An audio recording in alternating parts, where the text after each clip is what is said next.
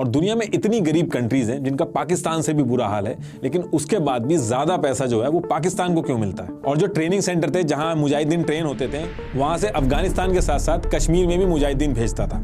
ये वो टाइम था जब पाकिस्तान के दोनों हाथ घी और मुंह कढ़ाई में था। अब देखिए, आप ये भी कह सकते हो कि लोन तो वर्ल्ड बैंक भी देता है, तो IMF का नाम क्यों आ रहा है? आपने कभी सुना है कि कोई आर्मी कपड़े, साबुन, तेल ये सब बेचती हो?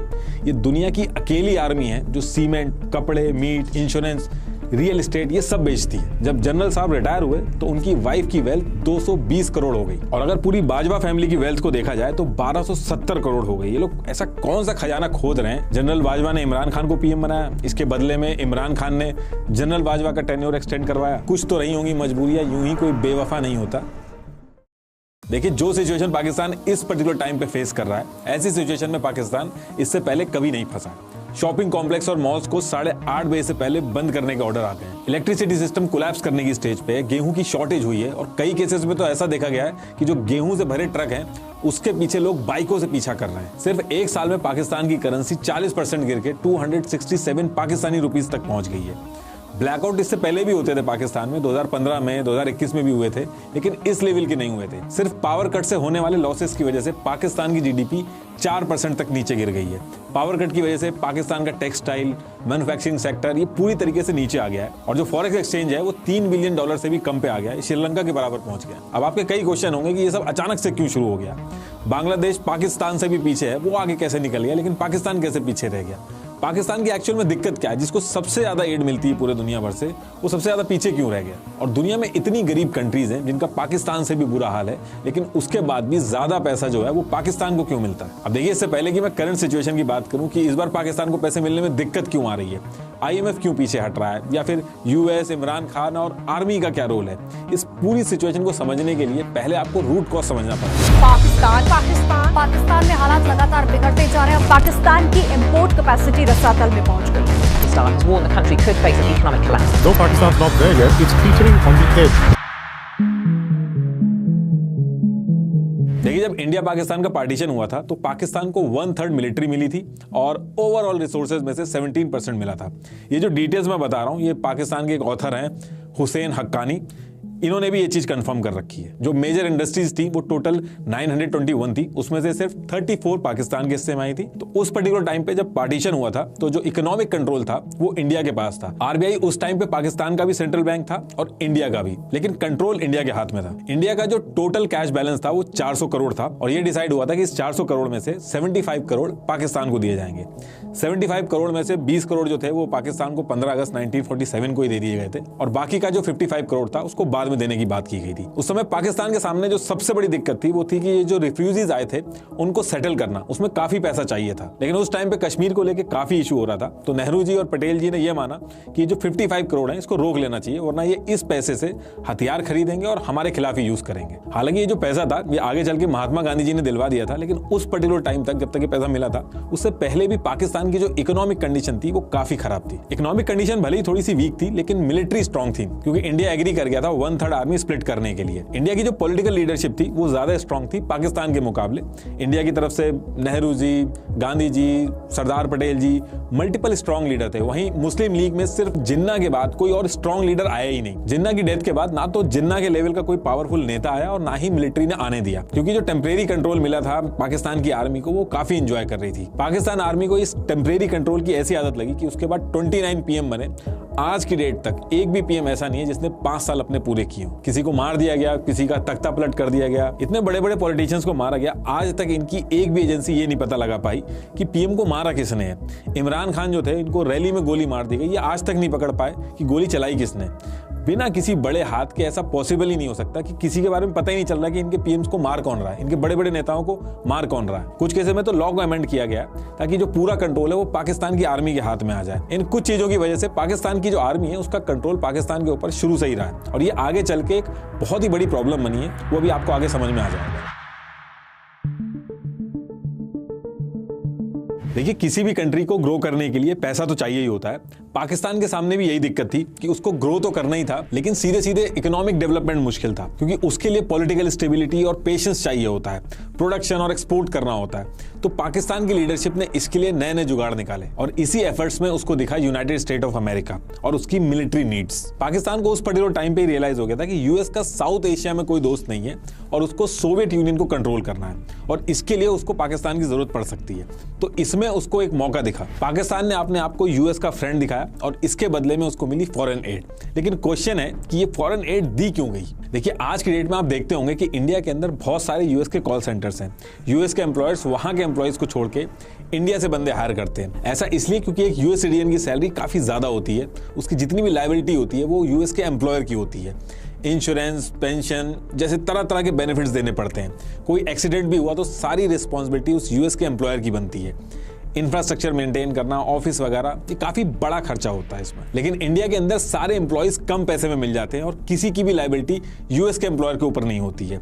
सेम कॉन्सेप्ट यूएस अपनी मिलिट्री में भी यूज करता है। देखिए, यूएस यूजुअली दो तरीके से वॉर लड़ता है। अगर उसे लगता है कि स्टेक्स बहुत ज्यादा हाई हैं तो वो वॉर में खुद कूद जाता है, जैसे उसने वियतनाम में किया या फिर इराक में किया। लेकिन जब उसको लगता है कि सीधा कूदने में फायदा नहीं है तो वो शैडो वॉर लड़ता है। इसमें वो दुश्मन के दुश्मन को दोस्त बना के काम करता है। मान लीजिए, अपने इंटरेस्ट को पूरा करने के लिए यूएस अगर अपनी खुद की आर्मी भेजने लगेगा तो पहली चीज तो अपने सिटीजन को खतरे में डालेगा और अगर उसको कुछ हो गया तो उसका पूरा खर्चा उसको देखना होगा। प्लस कंट्री के अंदर लोगों को आंसर करना पड़ेगा कि क्यों भेजा, वॉर की जरूरत क्या थी। अगर आप अपनी मिलिट्री डायरेक्ट किसी कंट्री के अगेंस्ट में भेजते हो तो वॉर लाइक सिचुएशन हो जाती है, कंट्रीज आमने सामने आ जाती हैं। इसलिए ट्रेडिशनल वॉर्स की जगह यूएस अलग अलग मिलिटेंसी ग्रुप को ट्रेन करता है, उनको आर्म्स देता है और उनकी फंडिंग करता है जिससे कि वो अपना मकसद पूरा कर पाए। जैसे अफगानिस्तान के अंदर मुजाहिदीनों से उसने अपना काम करवाया।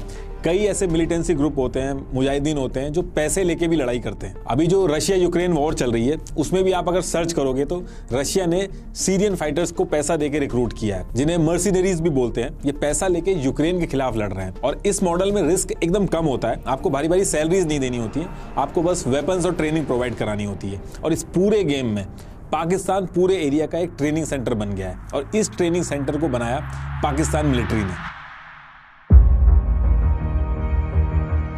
जब इंडिया और पाकिस्तान आजाद हुए थे तो उस पर्टिकुलर टाइम पे दो ही सुपर पावर थी, एक यूएसए और दूसरी सोवियत यूनियन, जो अभी रशिया कहते हैं जिन्हें। सोवियत यूनियन का साउथ एशिया में बहुत ही ज्यादा इन्फ्लुएंस था। इंडिया का झुकाव भी सोवियत यूनियन की तरफ ही था। ऐसे में यूएस को पाकिस्तान एक ऑप्शन की तरह देखता था। यूएस अफगानिस्तान में अपना कंट्रोल पाने के लिए सोवियत यूनियन के खिलाफ मुजाहिदीन तैयार करता है और इन सब की ट्रेनिंग का जिम्मा लेता है पाकिस्तान। तो जब सोवियत यूनियन और अफगानिस्तान के बीच में लड़ाई चल रही थी तो उसमें रेदर देन यूएस ने अपनी मिलिट्री उतारने के मुजाहिदीन को रेडी किया।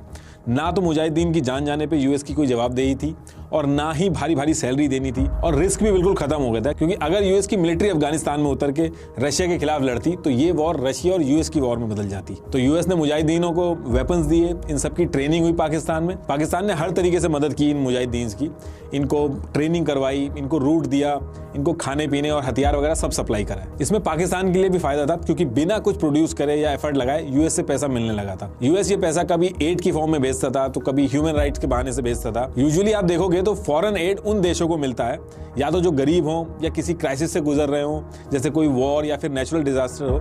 लेकिन पाकिस्तान को एड मिलता था उसकी स्ट्रेटेजिक लोकेशन की वजह से, उसकी यूजफुलनेस की वजह से। इनफैक्ट साल का एक बजट भी फिक्स कर दिया गया था जिसमें बिलियंस ऑफ डॉलर्स आते थे पाकिस्तान को यूएस की तरफ से। लेकिन पाकिस्तान ये जो सेंटर्स थे और ये जो पैसा था और ये जो मुजाहिदीन थे, इनका यूज कश्मीर में भी करने लगा। 1964 तक पाकिस्तान में आने वाली जितनी भी फॉरेन एड्स आती थी ये इनके जीडीपी का 5% का हिस्सा बन गई थी। लेकिन इन सब के बीच में पाकिस्तान ये भूल गया था कि इन सब के बीच में बिना मतलब किसी और की लड़ाई उसने अपने सरदर्दी पे ले ली थी। लेकिन पाकिस्तान की जो जनता थी और गवर्नमेंट थी वो यूएस के इस एड और पाकिस्तान का अफगानिस्तान में हेल्प करने से बिल्कुल खुश नहीं थी। जनता का ये मानना था कि अफगानिस्तान में ये भी हमारे जैसे ही मुस्लिम्स हैं और हम अपने ही भाइयों को मरवा रहे हैं। वहीं गवर्नमेंट इसलिए खुश नहीं थी क्योंकि एड की वजह से मिलने वाला जो पैसा था वो बस आर्मी तक ही पहुंच पाता था, क्योंकि करप्शन की वजह से पैसा नीचे तक पहुंच ही नहीं पाता था और पाकिस्तान का एक्सपोर्ट और प्रोडक्शन इतना कोई खास नहीं था।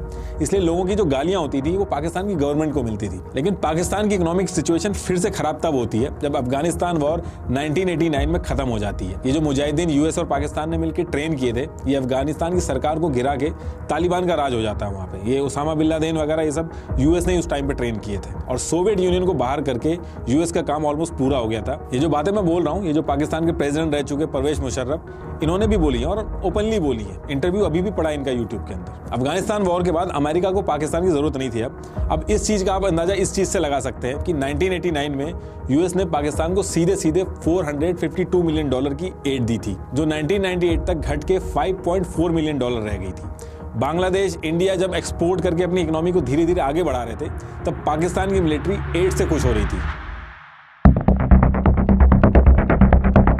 अफगानिस्तान वॉर खत्म होने के बाद पाकिस्तान की जो इकोनॉमी थी उसको काफी नुकसान हुआ और उसके बाद पाकिस्तान को यूएसए ने स्टैंड बाय मोड पर डाल दिया। लेकिन पाकिस्तान की किस्मत फिर चमकती है जब 9/11 अटैक होता है। वर्ल्ड ट्रेड सेंटर में ये अटैक अलकायदा ने करवाया था और यूएस को डर था कि ये अटैक अगर दोबारा नहीं करवाना है तो अलकायदा को पूरी तरीके से खत्म करना होगा। अलकायदा अफगानिस्तान और पाकिस्तान के बॉर्डर पे ऑपरेट करता था और एक बार फिर यूएस को पाकिस्तान की जरूरत पड़ी। इस बार यूएस ने कोएलिशन सपोर्ट फंड बनाया CSF, जिसमें पाकिस्तान को काफी पैसा मिला। 2009 में यूएस ने कैरी लूगर बिल पास किया, जिसने पाकिस्तान को $1.5 बिलियन पर ईयर की एनुअल असिस्टेंस देने का प्रपोजल था। लेकिन ये जो पैसा मिलता था इसको पाकिस्तान यूएस के वॉर ऑन टेरर के लिए यूज करने की बजाय अपनी इकोनॉमी को बचाने के लिए यूज करता था, अपनी आर्मी को स्ट्रॉन्ग करता था। और जो ट्रेनिंग सेंटर थे जहां मुजाहिदीन ट्रेन होते थे, वहां से अफगानिस्तान के साथ साथ कश्मीर में भी मुजाहिदीन भेजता था। ये वो टाइम था जब पाकिस्तान के दोनों हाथ घी और मुंह कढ़ाई में था। पाकिस्तान आर्मी के ऊपर बाहर से मिलने वाले एड में करप्शन एलिगेशन लगते रहे। यूएस ने भी कहा कि इन्होंने हमारे एड से मिलने वाले पैसे को मिस स्पेंड किया है। और तो और इतने साल कॉन्टिन्यूसली एड देने के बाद भी ये पता चलता है कि ओसामा बिन लादेन पाकिस्तान में ही पकड़ा जाता है। मुल्ला उमर जो मोस्ट वांटेड था, उसकी डेथ भी पाकिस्तान के हॉस्पिटल में होती है। डोनाल्ड ट्रंप ने आते ही ये जो एड मिलता था पाकिस्तान को, इसको पूरी तरीके से बंद कर दिया और पाकिस्तान की इकोनॉमी जो बबल में थी उसको फिर से एक झटका लगता है। इन सारी चीजों की वजह से पाकिस्तान की इमेज काफी खराब हुई और फॉरेन इन्वेस्टमेंट एकदम से खत्म हो गया। बाहर की कंपनीज इतनी अनस्टेबल जगह पे अपनी कंपनी नहीं लगाना चाहती थी। उनको पता था कि उनको नुकसान होना तय है। इसके अलावा टूरिज्म भी खत्म हुआ। ये बहुत ही बड़ा फैक्टर था पाकिस्तान की इकोनॉमी कोलैप्स होने में। देखिए, पाकिस्तान और इंडिया में कई बार वॉर्स हुई हैं, लेकिन 1971 की वॉर ने पाकिस्तान को काफी वीक किया। ये एक बहुत ही इंटरेस्टिंग कहानी है जिसके ऊपर बहुत सारी बुक्स हैं, लेकिन कुक्कू FM की एक ऑडियो बुक है, इंडिया वर्सेस पाक 1971।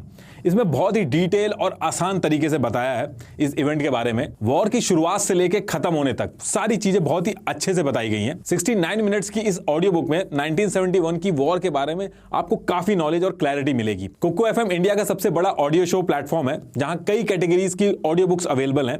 History, entertainment, comedy, crime, motivation से लेके साइंस और फिटनेस तक। तो आप भी जरूर सुने अपनी मनपसंद ऑडियो बुक कुक्कू FM पर। मुझे पर्सनली इसमें ऑटोबायोग्राफी सुनना बहुत ही अच्छा लगता है। कुक्कू FM काफी अच्छा प्लेटफॉर्म है जिसपे आप रेगुलर काम करते हुए या ट्रैवल करते हुए बहुत अच्छी ऑडियो बुक सुन सकते हैं काफी कम प्राइस पर। और मेरा कूपन कोड NR50 यूज करके आपको फर्स्ट मंथ के सब्सक्रिप्शन पर 50% का डिस्काउंट भी मिलेगा। That is at ₹49 only. तो डाउनलोड कीजिए Kuku FM, link is in the description box. तो टॉपिक पे वापस आते हैं।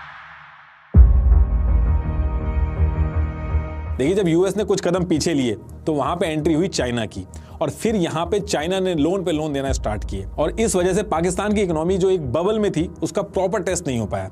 दुनिया में अलग अलग तरह के देश हैं, कुछ की इकोनॉमी ऑयल से चलती है, कुछ की इकोनॉमी मैन्युफैक्चरिंग से चलती है या फिर IT सेक्टर से चलती है, कुछ की एग्रीकल्चर से भी चलती है, लेकिन पाकिस्तान की इकोनॉमी एड और लोन से चलती है। पाकिस्तान एक एड डिपेंडेंट कंट्री है। जिस तरीके से पाकिस्तान यूएस के लिए एक स्ट्रेटेजिक लोकेशन है, ठीक उसी तरीके से पाकिस्तान चाइना के लिए भी एक स्ट्रेटेजिक लोकेशन है। इंडिया को टैकल करने में चाइना को बहुत ही आसानी रहती है। इंडिया जब तक पाकिस्तान में उलझा रहेगा, चाइना आराम से रहेगा। यही रीजन है कि चाइना ने पाकिस्तान के अंदर न्यूक्लियर पावर प्लांट बनाने में उसको मदद करी, और कई एनालिस्ट तो ये भी मानते हैं कि चाइना ने पाकिस्तान को न्यूक्लियर प्रोग्राम बनाने में भी मदद करी। अब देखिए, अगर आप हमारी वीडियो देखते हैं तो आपको चाइना की जो डेट ट्रैप स्ट्रैटेजी है वो ऑलरेडी पता होगी, लेकिन मैं फिर भी मोटा मोटी बता देता हूँ। चाइना पहले मार्केट रेट से ज्यादा इंटरेस्ट पे लोन देता है, फिर जो लोन आपको बाहर से 30 साल के टेन्योर पे मिलता है उसी को चाइना अप्रॉक्स 15 साल के लिए देता है। उसके बाद जिस चीज के लिए चाइना लोन देता है, मान लीजिए वो कह रहा है कि आपकी कंट्री में हम पावर प्लांट बनाएंगे, तो बनाने से लेके हर चीज में चाइनीज वर्कर और कंपनीज होती हैं। तो जो पैसा वो लोन देते हैं वो उसी देश से कमा के एक बिजनेस करके निकल जाते हैं, और ऑन पेपर पे वो लोन एज इट इज बना रहता है, और लोन का जो इंटरेस्ट है वो बढ़ता रहता है। इनके क्लॉज में ये पहले से ही मेंशन करवाते हैं कि अगर लोन नहीं दे पाए तो वो जगह चाइना की हो जाएगी। इसी तरीके से श्रीलंका का जो हम्बनटोटा पोर्ट था वो चाइना के पास पहुंच गया। फिर इन्हीं सारी स्ट्रेटेजिक लोकेशन का यूज करके ये उस एरिया में रूल करते हैं। अब आप कहोगे ये जो स्ट्रेटेजी आप बता रहे हो ये तो बच्चे बच्चे को पता है, तो पाकिस्तान के जो लीडर हैं, मिलिट्री है, उनको नहीं पता होगी। तो देखिए, आपने कहावत सुनी होगी कि कुछ तो रही होंगी मजबूरियां, यूं ही कोई बेवफा नहीं होता। तो ये क्या क्या मजबूरियां रही हैं इनकी, जब मैं अभी आगे IMF की बात करूंगा तो उसमें समझाऊंगा। देखिए, चाइना ने पाकिस्तान के साथ मिलकर अपने belt and road initiative BRI के under China Pakistan economic corridor CPEC 2015 में बनाना शुरू कर दिया और ये ग्वादर में भी एक पोर्ट डेवलप कर रहा है और जितना पैसा चाहिए चाइना बहुत ही आराम से दे रहा है और पाकिस्तान भी खुश है कि IMF से लोन लेने में बहुत ही ज्यादा झिकझिक होती है और चाइना बहुत आराम से दे रहा है। चाइना ने अभी तक $30 बिलियन से ज्यादा पाकिस्तान को लोन दिया है और कुछ भी वापस नहीं आया। चाइना को भी पता है कि वो पैसा वापस नहीं आएगा, लेकिन स्ट्रेटेजिक लोकेशन में एडवांटेज उसको मिल रहा है। यहाँ वही सेम डेट ट्रैप वाला मॉडल चलता है, सारे वर्कर्स कंपनीज वगैरह चाइना से ही आएंगे। ये जो चीज मैं आपको बता रहा हूँ, ये इमरान खान ने भी शुरू में अपनी जनता को समझाने की कोशिश की थी और उसका जब टाइम आया था तो उस टाइम पे उसने काम भी रुकवा दिया था CPEC का, लेकिन इस सब के लिए अब काफी देर हो गई है। देखिए, CPEC से पाकिस्तान के अंदर खूब इंफ्रास्ट्रक्चर डेवलप हुआ, पैसा भी आया, इन सब चीजों से पाकिस्तान खुश होता है और सड़कें भी बन रही हैं, विकास भी हो रहा है, लेकिन एक्चुअल में ये एक डेट बेस्ड इकोनॉमी है जो सिर्फ एड्स और लोन के भरोसे चल रही है। IMF ने भी मल्टीपल टाइम समझाया पाकिस्तान को कि CPEC से दूर रहना ही पाकिस्तान के लिए ठीक है। कोई नया नेता आके अगर ये सारी चीजें सही भी करने लगे तो वो हो नहीं सकता, क्योंकि ये बहुत ही पहले से चल रहा है और अब एड लेना इनकी मजबूरी बन गया है। जनता वरना PM को ही गाली देने लगेगी। इसको ऐसे समझ लीजिए, किसी के पास मल्टीपल कार्ड है, वो बस इस क्रेडिट कार्ड की पेमेंट उस कार्ड से कर दे रहा है, कभी दूसरे कार्ड की पेमेंट किसी तीसरे कार्ड से कर दे रहा है। इससे EMI तो बचा ले रहा है वो, लेकिन एक्चुअल में उसकी प्रॉब्लम सॉल्व नहीं हो रही है। कर्जा उसके ऊपर उतना ही है, बल्कि इंटरेस्ट और बढ़ रहा है। सेम इसी कॉन्सेप्ट पे पाकिस्तान की इकोनॉमी भी चल रही है। कुछ प्रोड्यूस नहीं कर रहे हैं, एक्सपोर्ट नहीं कर रहे हैं, बस लोन लेते हैं और उस लोन को चुकाने के लिए एक और लोन लेते हैं। यही रीजन है कि आप देखोगे कि किसी और कंट्री के लिए बेगर वर्ड यूज नहीं होता है, पाकिस्तान के केस में यूज किया जाता है। इनके खुद के PM ने ऑन रिकॉर्ड बोला है कि beggars can't be choosers. Beggars can't be choosers. देखिए, पाकिस्तान का जो करंट क्राइसिस है उसने दशकों से जो फाइनेंशियल मिसमैनेजमेंट हो रहा है उसके ऊपर फोकस वापस से ला दिया है और इस मैनेजमेंट का सबसे इंपॉर्टेंट प्लेयर है पाकिस्तान आर्मी। और ये मैं इसलिए नहीं कह रहा हूं क्योंकि मैं इंडियन हूं तो बुराई करूंगा ही। आप दुनिया के किसी भी न्यूज आउटलेट में पाकिस्तान के बारे में पढ़िएगा, आपको पाकिस्तान आर्मी का एग्जैक्टली रोल क्या है वो आपको पता चल जाएगा। पाकिस्तान अपने डिफेंस बजट में जरूरत से ज्यादा खर्च करती है। पिछले साल का पाकिस्तान का टोटल बजट 9,502 बिलियन रुपीस का था, जिसमें से 1,523 बिलियन रुपीस खाली डिफेंस पे गया है, यानी कि टोटल बजट का 15% से भी ज्यादा। लोन का इंटरेस्ट पेमेंट करने के बाद पाकिस्तान की इकोनॉमी का सबसे बड़ा हिस्सा जो है वो डिफेंस में जाता है। पाकिस्तान आर्मी ने 1947 के बाद आधे से ज्यादा टाइम पाकिस्तान को रूल किया है और इनके पास सिक्योरिटी और फॉरेन पॉलिसी में बहुत ज्यादा पावर है। ये लोग उसको ही PM बनाते हैं जो इनके हिसाब से चलता है। इनके बिना पाकिस्तान में कोई भी इलेक्शन नहीं जीत सकता। इसलिए आपने एक वो कहावत जरूर सुनी होगी, बहुत ही फेमस है पाकिस्तान आर्मी के लिए, कि जंग कदे जीती नहीं और इलेक्शन कदे हारिया नहीं। ये देखिए, इतने सारे मेडल इन्होंने लगा रखे हैं लेकिन उन्होंने आज तक एक भी जंग नहीं जीती है। पाकिस्तान की एक ऑथर है आयशा सिद्दीका, उनकी एक किताब है मिलिट्री INC। अगर मौका आपको लगेगा तो उसको पढ़िएगा जरूर। पाकिस्तान की आर्मी पूरे देश का पैसा कैसे घुमा रही है, इकोनॉमी को कैसे कंट्रोल कर रही है, बहुत ही बढ़िया तरीके से उसमें बताया। आपने कभी सुना है कि कोई आर्मी कपड़े, साबुन, तेल ये सब बेचती हो? ये दुनिया की अकेली आर्मी है जो सीमेंट, कपड़े, मीट, इंश्योरेंस, रियल एस्टेट ये सब बेचती है। इनकी आर्मी पाकिस्तान की रियल एस्टेट को कंट्रोल करती है और हर जनरल को रिटायरमेंट के बाद प्लॉट पे प्लॉट मिलते हैं। पाकिस्तान आर्मी की नेटवर्थ 1 लाख करोड़ से भी ज्यादा की है। इनकी आर्मी के अगर टॉप 100 ऑफिसर्स की वेल्थ का अंदाजा लगाया जाए तो 35,000 करोड़ से भी ज्यादा की वेल्थ है। इनके बच्चे सब बाहर पढ़ते हैं, UK में इनके घर हैं, जबकि एक आम पाकिस्तानी ये सब सपने में भी नहीं सोच सकता जो ये लोग करते हैं। पाकिस्तान आर्मी ने फाउंडेशन और ट्रस्ट का एक नेटवर्क बना रखा है जो पाकिस्तान के अंदर सारी चीजें ओन करते हैं, जैसे फौजी, शाहीन और बहरिया फाउंडेशन, जिनको आर्मी, एयरफोर्स और नेवी चलाते हैं। इनमें से फौजी फाउंडेशन सबसे बड़ी है। पाकिस्तान के अंदर ब्रेड तक भी मिलिट्री कंट्रोल बेकरी से बनती है। पाकिस्तान के बैंक को भी आर्मी ओन करती है और हैवी इंडस्ट्री का 1/3 और टोटल प्राइवेट एसेट का 7% हिस्सा आर्मी ओन करती है। पहले कमाते हैं और फिर लॉ में अमेंडमेंट करा के अपना फायदा करवाते हैं। आर्मी वेलफेयर ट्रस्ट और फौजी फाउंडेशन को इनकम टैक्स से भी छूट मिलती है और इस वजह से इनके सामने जो प्राइवेट कंपनीज हैं वो इनके सामने टिक नहीं पाती हैं। इनकी आर्मी के पास पावर और पैसा दोनों है। आप कभी नहीं देखोगे कि एक गरीब देश की आर्मी इतनी अमीर है। हर देश की एक आर्मी होती है, लेकिन यहाँ पे आर्मी का ही एक देश है। आप बोल सकते हो कि मैं गलत बता रहा हूँ, लेकिन आप खुद से भी एक बार चेक करिएगा कि पाकिस्तान आर्मी चीफ जो इससे पहले थे जावेद बाजवा, इनकी वाइफ की जो 2016 में वेल्थ थी वो 0 थी। जब जनरल साहब रिटायर हुए तो उनकी वाइफ की वेल्थ 220 करोड़ हो गई। उनकी वाइफ इतने टाइम में ऐसा कौन सा बिजनेस कर रही थी कि उनकी वेल्थ इतनी हो गई। और अगर पूरी बाजवा फैमिली की वेल्थ को देखा जाए तो 1270 करोड़ हो गई। ये लोग ऐसा कौन सा खजाना खोद रहे हैं जो इनकी वेल्थ इतनी ज्यादा हो गई है। सैलरी जोड़ दो आप, उसके हिसाब से इतनी वेल्थ नहीं बैठती है, लेकिन उसके बाद भी इतना पैसा आ कहां से रहा है। तो आप थोड़ा सा भी कॉमन सेंस लगाओगे तो आपको पता चल जाएगा कि कुछ तो गड़बड़ है इसमें। लेकिन ये सारी चीजें क्वेश्चन तब हो पाएंगी जब मीडिया ये सारे क्वेश्चन लेके आए। लेकिन मीडिया और सुप्रीम कोर्ट वगैरह हर जगह इनका कंट्रोल है। मल्टीपल ऑब्जर्वर्स का ये मानना है कि अगर पाकिस्तान की इकोनॉमी को ग्रो करना है तो इकोनॉमी में पाकिस्तान आर्मी का रोल जो है वो खत्म करना होगा। लेकिन इस डायरेक्शन में अगर कोई छोटा सा भी एफर्ट होता है तो उसको वहीं पे फेल कर दिया जाता है, उसको वहीं रोक दिया जाता है, क्योंकि इसकी वजह से पाकिस्तानी बिजनेसेस ग्लोबली कंपटीशन में नहीं आ पा रहे हैं और इनका जितना भी प्रॉफिट होता है वो सारा आर्मी के जनरल्स, रिटायर्ड जनरल्स को ट्रांसफर होता रहता है। पाकिस्तान आर्मी पाकिस्तान के सबसे बड़े रियल एस्टेट डेवलपर हैं। इनके पास 50 से ज्यादा हाउसिंग प्रोजेक्ट हैं, जिसमें इस्लामाबाद में 16,000 एकड़, कराची में 12,000 एकड़ की जमीन है जो इनको पाकिस्तान गवर्नमेंट से फ्री ऑफ कॉस्ट में मिली है। हायर अथॉरिटी में कोई भी हो, जो भी इनके हिसाब से नहीं चलता उसको ये लात मार के निकाल देते हैं।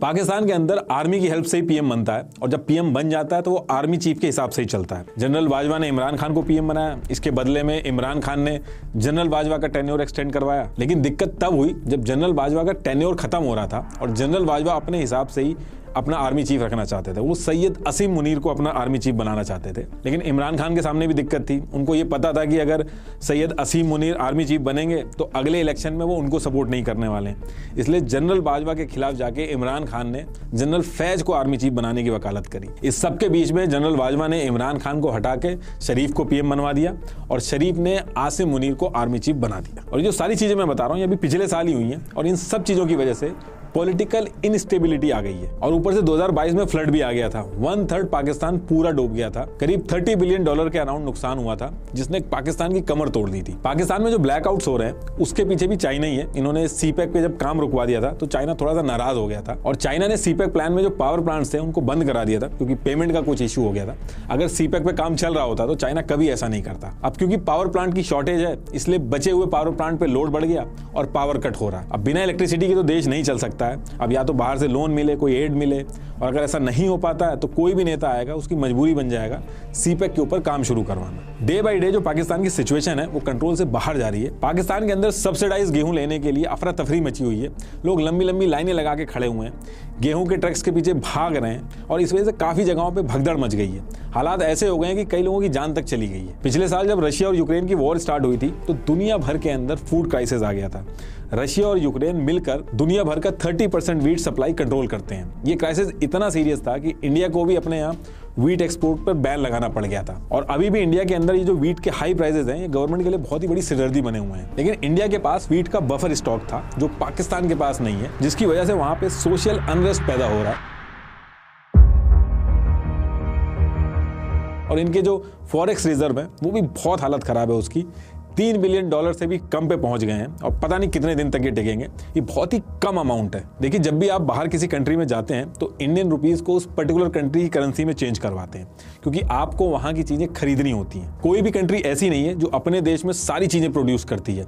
अब जैसे गाड़ियां चलानी है, मशीनरी यूज करनी है तो ऑयल की जरूरत होगी। अगर आपकी कंट्री में ऑयल प्रोड्यूस नहीं होता है तो आपको बाहर से एक्सपोर्ट करना होगा और अगर बाहर से चीजें खरीदनी है तो आपको बाहर की करेंसी की जरूरत होगी। जैसे आप जब किसी देश में जाते हैं तो वहां जाने से पहले अपने पास करेंसी रखते हैं, ऐसे ही कंट्री अपने फॉरेक्स रिजर्व मेंटेन करती है जिसमें वो चीजें रखती है जिसकी इंटरनेशनल मार्केट में वैल्यू होती है, जैसे गोल्ड, US डॉलर, बॉन्ड्स वगैरह, ये सारी चीजें रखी जाती हैं। अब इन सब की जगह अगर मान लो कि आप पाकिस्तानी रुपये अपने फॉरेक्स रिजर्व में रखोगे तो उसका कोई फायदा नहीं होगा। अब आप मार्केट में जाके पाकिस्तानी डॉलर दोगे तो वो कहेगा कि इसका मैं क्या करूंगा, ये पाकिस्तान के अलावा कोई लेगा नहीं और पाकिस्तान जो एक्सपोर्ट करता है वो मेरे किसी काम का नहीं है। पाकिस्तान में टेक्सटाइल और डोंकीज जो है वो बल्क में एक्सपोर्ट होते हैं, तो इसलिए कंट्रीज अपने फॉरेक्स रिजर्व में डॉलर्स और गोल्ड वगैरह रखती हैं जो ऑल ओवर वर्ल्ड में एक्सेप्टेड हो, ताकि देश की जरूरतें डेली बेसिस पे पूरी हो सके। आप सुनते होंगे कि इतने दिन का फॉरेक्स रिजर्व बचा है, तो इसका यही मतलब होता है। तो ये बहुत ही बड़ी दिक्कत है पाकिस्तान के लिए। अब पाकिस्तान की हालत एक तो वैसे ही कमजोर थी, उसके ऊपर से रशिया और यूक्रेन की वॉर बीच में आ गई। अब पाकिस्तान के भी जो फॉरेक्स रिजर्व है उसका जो मेजर हिस्सा है वो ऑयल और गैस प्रोडक्ट खरीदने में जाता है। लेकिन जब से ये वॉर शुरू हुई है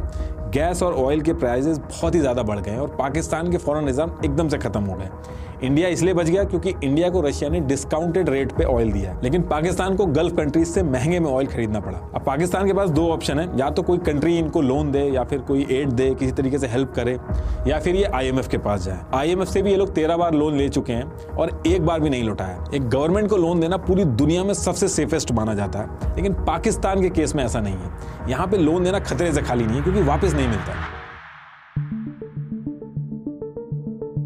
अब देखिए, आप ये भी कह सकते हो कि लोन तो वर्ल्ड बैंक भी देता है, तो IMF का नाम क्यों आ रहा है? ये वर्ल्ड बैंक से अलग कैसे है? और IMF को क्या पड़ी है किसी देश की जब बुरी हालत है तो उसमें लोन देने की? तो इसको एक एग्जांपल से समझाता हूँ। मान लीजिए हम 10 दोस्त हैं और हमने ये डिसाइड कर लिया कि हम अपनी अपनी सैलरी का 5% जमा करेंगे और इस फंड को हम तब यूज़ करेंगे जब किसी के ऊपर दिक्कत आएगी, कोई फाइनेंशियल दिक्कत आ गई तो हम उसमें यूज़ करेंगे। इससे होगा ये कि हम 10 के 10 जो दोस्त हैं वो सेफ हो जाएंगे और कोई मुसीबत आती है, कोई फाइनेंशियल क्राइसिस आती है तो हम सब लोग सेफ हो जाएंगे। इंश्योरेंस भी इसी तरीके से काम करता है। तो ऐसे ही IMF भी काम करता है। इसमें 190 कंट्रीज हैं, अपनी अपनी इकोनॉमी के हिसाब से पैसा कंट्रीब्यूट करती हैं और जिस कंट्री के ऊपर दिक्कत आती है उसको हेल्प की जाती है। इंडिया टॉप 10 कंट्रीज में आता है IMF के अंदर पैसा देने में। वहीं जो वर्ल्ड बैंक का जो लोन है वो इससे काफ़ी अलग है। वर्ल्ड बैंक का जो लोन होता है वो कंट्रीज अपनी ग्रोथ के लिए लेती हैं। मान लो मेरी एक कंपनी है, अब मैंने सोचा कि कंपनी को ग्रो करना है, मुझे बाकी सिटीज़ में भी ले जाना है, उसको आगे बढ़ाना है, तो इसके लिए जो मुझे लोन मिलेगा वो वर्ल्ड बैंक से मिलेगा। और अगर मैं किसी मुसीबत में फंसता हूँ तो वो IMF वाला कॉन्सेप्ट चलेगा, IMF से लोन मिलेगा। कई डेवलप्ड देश भी वर्ल्ड बैंक से लोन लेते हैं, जैसे इंडिया ने लिया था, लेकिन ये ग्रोथ के लिए मिलता है। जैसे इंडिया ने $245 मिलियन का लोन लिया था, वर्ल्ड बैंक से लिया था इन्होंने रेलवे के प्रोजेक्ट के लिए। अब रेलवे से जैसे जैसे इंडिया कमाएगा वो उसको वापस कर देगा। ये एक तरह से बिजनेस के लोन की तरह काम करता है। वही IMF की एंट्री तब होती है जब किसी कंट्री का बुरा टाइम चालू होता है और IMF जो लोन देता है उससे पहले शर्तें रखता है कि लोन तो देंगे लेकिन उससे पहले अपनी कंट्री में आपको कुछ चीजें चेंज करनी होगी। और IMF एक साथ लोन नहीं देता। अगर आप एग्जाम्पल के तौर पे मान लो कि 1 लाख रुपए हैं तो उसको वो 2-3 साल में धीरे धीरे करके देगा और वो तब देगा जब आप उसके बताए हुए रूल्स फॉलो करोगे। जैसे पाकिस्तान के अंदर IMF ने ये सारे रूल्स फॉलो करने को बोले हैं, लेकिन पाकिस्तान ने ये जो रूल्स हैं वो फॉलो नहीं किए हैं और IMF इस बार इनको काफी परेशान कर रहा है लोन देने में।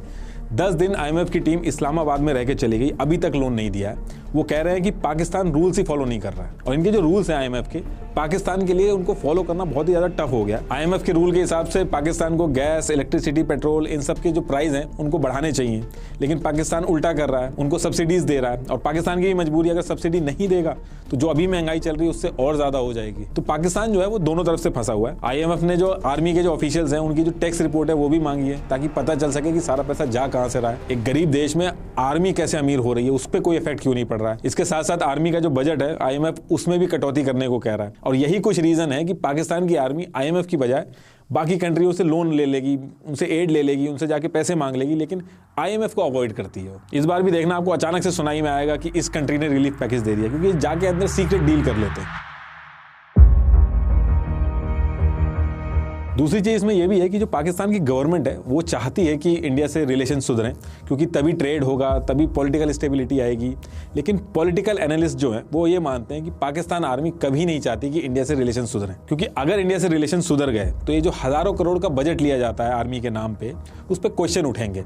इसलिए आप नोटिस करोगे जब भी दोनों देश के बीच में कोई ट्रीटी होती है या कोई नज़दीकियाँ आती हैं या कोई बातचीत शुरू होती है तो अचानक से टेररिस्ट अटैक हो जाता है। 2008 में पाकिस्तान के फॉरेन मिनिस्टर बातचीत करने दिल्ली आए, मुंबई में टेररिस्ट अटैक हो गया। 2016 में मोदी जी पाकिस्तान नवाज शरीफ से मिलने गए, उसके आते ही 1 हफ्ते के अंदर पठानकोट में टेररिस्ट हमला हो गया। पाकिस्तान के प्रेसिडेंट आसिफ अली जरदारी ने कहा था कि हम इंडिया के साथ no first use policy accept करना चाहते हैं, यानी कि अगर वॉर हुई तो पहले हम न्यूक्लियर वेपन यूज नहीं करेंगे। जैसे ये बात बोली गई, जैश ए मोहम्मद ने टेररिस्ट हमला कर दिया। पाकिस्तान के PM नवाज शरीफ और इंडिया के PM अटल बिहारी वाजपेयी जी 1999 में जब लाहौर डिक्लेरेशन साइन किया था इन्होंने, तो जो उस टाइम के आर्मी चीफ थे परवेज मुशर्रफ, उन्होंने बिना अपने PM को बताए कारगिल का हमला प्लान किया और उसको एग्जीक्यूट भी कर दिया और बाद में तख्ता पलट करके PM को हटा दिया। पाकिस्तान की जो जनता है उसको बहुत ही अलग लेवल पे लूटा गया। इनके जो चीफ जस्टिस है उन्होंने डैम के नाम पे पैसा इकट्ठा कराया। आतिफ असलम जो सिंगर है उन्होंने भी इसमें डोनेट किया था। वो डैम बना ही नहीं और उसका पैसा सारा जेब में चला गया। PIA पाकिस्तान इंटरनेशनल एयरलाइन, इनका एक सीनियर ऑफिसर था, वो यूरोप में जाके इनका प्लेन ही बेचा है। तो मतलब जितने भी डिपार्टमेंट है, जितनी भी पाकिस्तान की जनता है, उसको हर तरफ से लूटा जा रहा है। देखिए पाकिस्तान की जो करंट सिचुएशन है वो किसी लोन या फिर किसी एड से नहीं सुधरेगी। लॉन्ग रन में पाकिस्तान की जो सिचुएशन है वो आर्मी से हट के जब चीजें पॉलिटिशियंस के हाथ में जाएंगी तभी सुधर पाएंगी। लास्ट में एक बार फिर से आपको बता दूं कि कुक्कू एफएम की ऑडियो बुक इंडिया वर्सेस पाक 1971 का लिंक मैंने डिस्क्रिप्शन बॉक्स में दे दिया, एक बार आप जरूर सुनिएगा, काफी डिटेल में चीजें बताई गई हैं। Thank you.